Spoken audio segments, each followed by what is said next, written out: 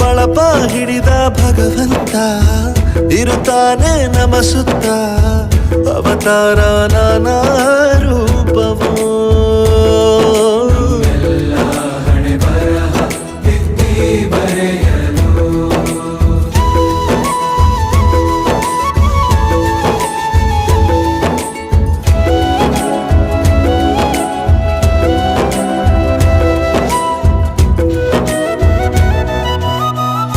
ಬಾಳಲ್ಲಿ ಲೆಕ್ಕ